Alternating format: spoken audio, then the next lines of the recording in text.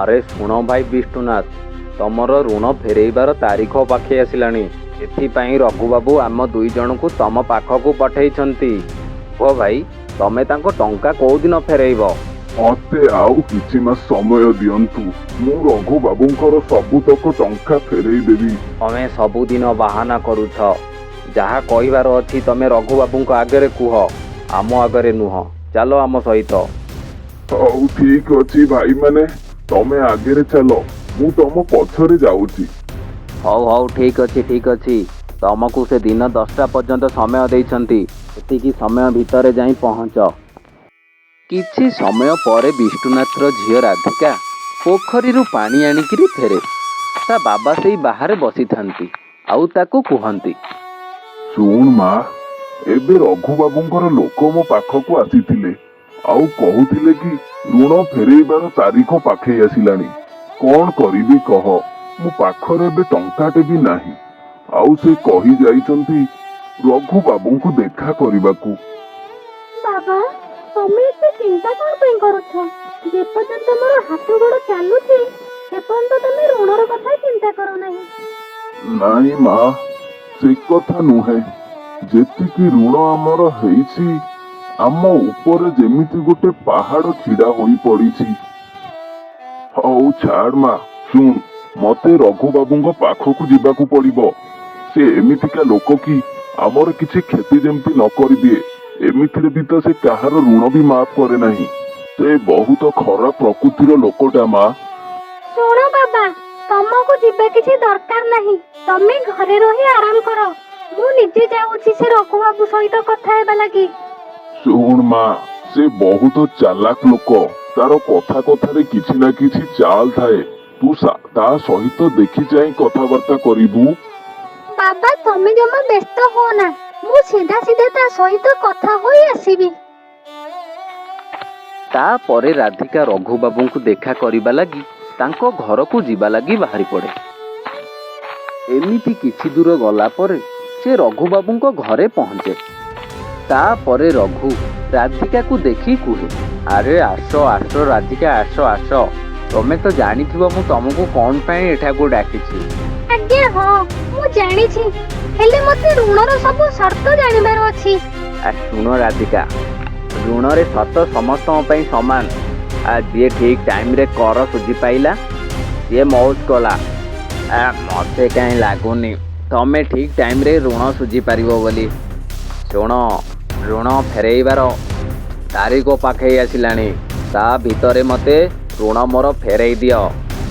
ନହେଲେ ଗୋଟେ ଉପାୟ ଅଛି ମୋ ସହିତ ବିବାହ କର, ମଉଜରେ ରହିବ। ତାପରେ ସବୁ ଋଣ ବି ମାଫ କରିଦେବି। ବିବାହ ପୁଣି ତୋ ସହିତ? ଛି, ମରିଯିବି ପଛେ ତୋ ସହିତ ବିବାହ କରିବିନି। ଆରେ ଆଜି ପର୍ଯ୍ୟନ୍ତ ତୋ ଭଳିଆ ନିର୍ଦୟ ଲୋକ ମୁଁ କେବେ ଦେଖିନି, ଯିଏକି ଅଧିକ ଋଣ ଲୋକମାନଙ୍କୁ ଦେଇ ସେମାନଙ୍କ ଠାରୁ ଜମି ହଡପ କରିବା ଜାଣିଛି।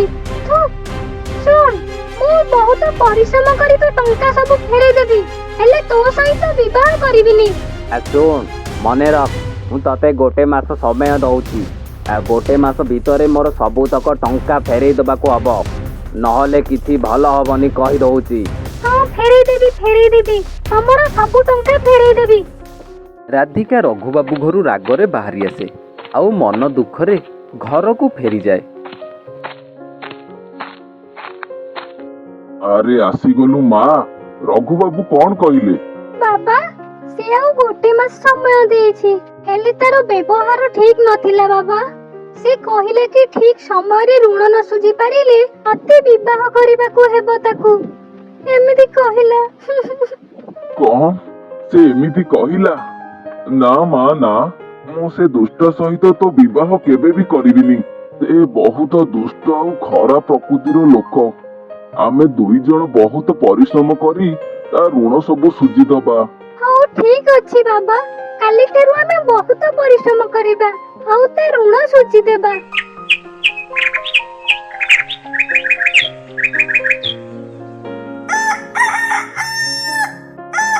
ସକାଳୁ ସକାଳୁ ରାଧିକା ଲୋକମାନଙ୍କ ଘର ସଫାସଫିର କାମ କରିବା ଲାଗି ବାହାରିଯାଏ। ଏପଟରେ ତା ବାବା ବି କାମ ଖୋଜିବା ଲାଗି ବାହାରି ଯାଆନ୍ତି। ରାଧିକାର ବାବା ବହୁତ ବାଟ ଗଲା ପରେ ଗୋଟେ ଜମିଦାରଙ୍କ ପାଖରେ ଯାଇ କାମ ଦେଖିବାକୁ ଲାଗେ। ଜମିଦାର ଆଜ୍ଞା, ଆପଣଙ୍କ ପାଖରେ ମତେ କିଛି କାମ ମିଳିପାରିବ? ଆରେ ହଁ ଭାଇ ହଁ, ଆରେ ମିଳିଯିବ, ହେଲେ କାମ ବହୁତ କଷ୍ଟ ଅଟେ। କ'ଣ ଏ କାମ ତମେ କରିପାରିବ? ଗାଡ଼ିରେ କାଠ ଗୁଡ଼ିକ ଲୋଡ୍ କରିପାରିବ? ଆଜ୍ଞା ହଁ ପାରିବି ଆଜ୍ଞା, ପାରିବି। ତାପରେ ବିଷ୍ଣୁନାଥ ଜମିଦାରଙ୍କ ଗୋଦାମରେ କାମ କରେ। ଏମିତି କାମ କରୁ କରୁ କିଛି ଦିନ ବିତିଯାଏ।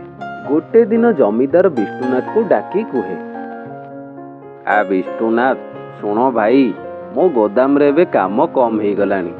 ସେଥିପାଇଁ ମୋ ଗୋଦାମରେ ପୁରୁଣା ଲୋକମାନଙ୍କୁ ମୋ ପାଖରେ ରଖିବି। ହେଇ ନିଅ ତମ ପଇସା। ଜମିଦାର ବିଷ୍ଣୁନାଥର ସବୁ କାମର ପଇସା ଫେରେଇ ଦିଅନ୍ତି। ଆଉ ବିଷ୍ଣୁନାଥ ମନ ଦୁଃଖରେ ସେ ପଇସାକୁ ଧରି ଘରକୁ ଫେରି ଆସେ। ସେ ଜଙ୍ଗଲ ରାସ୍ତାରେ ଫେରୁଥିବା ସମୟରେ ତାକୁ ଗୋଟେ କାହାର ଶବ୍ଦ ଶୁଣାଯାଏ। ଆରେ ଭାଇ ମତେ ଟିକେ ସାହାଯ୍ୟ କର। ଆରେ ଭାଇ କିଏ ଅଛ? ମତେ ଟିକେ ସାହାଯ୍ୟ କର। ହେ ଭାଇ ମତେ ଟିକେ ସାହାଯ୍ୟ କର। ବହୁ ସମୟ ହବ ଏଠାରେ ମୁଁ ଫସି କରି ଅଛି। ବହୁତ ଲୋକମାନଙ୍କୁ ସାହାଯ୍ୟ ମାଗିଲିଣି, ହେଲେ କେହି ବି ମତେ ସାହାଯ୍ୟ କରୁନାହାନ୍ତି। କ'ଣ ତମେ ମୋ ଗାଡିକି ଟିକେ ଠେଲିବାରେ ସାହାଯ୍ୟ କରିବ? ହଉ ଠିକ ଅଛି, ହେଲେ ମୁଁ ତ ବୁଢା ଲୋକଟେ, ମୋର କ'ଣ ବଳ ପାଇବ ଏ ଗାଡିଟିକୁ ଠେଲିବା ଲାଗି? ଆରେ କିଛି କଥା ନାହିଁ, ତମେ ଟିକେ ଚେଷ୍ଟା କର, ଦେଖିବା କ'ଣ ହେଉଛି ଆଉ। ଓହୋ, ତମକୁ ବହୁତ ବହୁତ ଧନ୍ୟବାଦ। ତମେ ଆଜି ମତେ ସାହାଯ୍ୟ ନ କରିଥିଲେ କ'ଣ ଯେ ଅବସ୍ଥା ମୋର ହେଇଥାନ୍ତା। ଭଗବାନ ବୋଧେ ମୋ ପାଖକୁ ତମକୁ ପଠେଇଥିଲେ।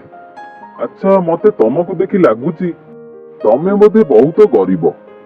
ଆଜ୍ଞା, ଆପଣ ଠିକ ବୁଝିଛନ୍ତି ଆଜ୍ଞା, ମୁଁ ଜଣେ ବହୁତ ଗରିବ ଲୋକ। ଜଣେ ସାହୁକାରଙ୍କ ପାଖରେ ମୋର ବହୁତ କର ହୋଇଯାଇଛି। ସେଥିଲାଗି ମୁଁ ଏଇ ବାହାରେ ଆସି କାମ କରୁଛି। ମୋ ଝିଅ ବି ମଧ୍ୟ କାମ କରୁଛି। ଆମେ ଦୁଇ ଜଣ ବାପ ଝିଅ ସେ ସାହୁକାରର ଋଣ ସୁଝିବାରେ ଲାଗିଛୁ।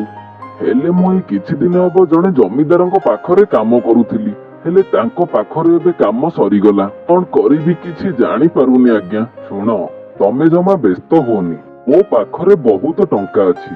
ମୋର ଟଙ୍କା ପଇସାର ଅଭାବ ନାହିଁ, ହେଲେ ମୋ ଜୀବନରେ ମୁଁ କିଛି ବି ଭଲ କାମ କରିନାହିଁ। ଶୁଣ, ମୋ ପାଖରେ କିଛି ଟଙ୍କା ଅଛି, ସେଇ ଟଙ୍କା ନିଅ। ଏଥିରେ ତମର ସବୁତକ ଋଣ ସୁଝି ହୋଇଯିବ। ନାଇଁ ଆଜ୍ଞା, ମୁଁ ଆପଣଙ୍କ ପାଖରୁ ଟଙ୍କା ନେଇପାରିବିନି।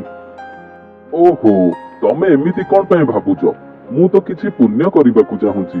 ତମେ ମୋ ପୁଣ୍ୟରେ ବାଧା ଦିଅନି, ଦୟାକରି ଏ ଟଙ୍କା ନିଅ। ତାପରେ ସେ ଲୋକ ଜଣକ ବିଷ୍ଣୁନାଥକୁ ଟଙ୍କା ଦେଇ ତାଙ୍କ କାର ନେଇ ଚାଲିଯାଆନ୍ତି। ବିଷ୍ଣୁନାଥ ଘରେ ପହଞ୍ଚି ତା ଝିଅକୁ ସବୁ କଥା କୁହେ ଆଉ ଟଙ୍କା ତକ ଦିଏ। ତା ଝିଅ ସେ ଟଙ୍କା ତକ ନେଇ ରଘୁକୁ ତା ଟଙ୍କା ସବୁ ଦେଇଦିଏ। ଏଥର ବିଷ୍ଣୁନାଥ ଆଉ ତା ଝିଅ ରାଧିକା ଋଣରୁ ମୁକ୍ତ ହୋଇଯାଇଥାନ୍ତି। ଆଉ ଯାହା ପଇସା ବଳିଥିଲା ସେଥିରେ ବିଷ୍ଣୁନାଥ ତା ଝିଅର ବାହାଘର ଧୁମଧାମରେ କରେ। ଏଇ କାହାଣୀଟି ଆମକୁ ଏହା ଶିକ୍ଷା ଦେଉଛି, ଯଦି ଆମେ ଅନ୍ୟମାନଙ୍କୁ ସାହାଯ୍ୟ କରିବା ତାହେଲେ ଆମର ସବୁବେଳେ ପାଇଁ ମଙ୍ଗଳ ହେବ। ଭଗବାନ ଆମକୁ ବି ସାହାଯ୍ୟ କରିବେ।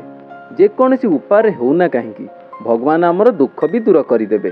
ସମସ୍ତେ କୁହ ଜୟ ଜଗନ୍ନାଥ।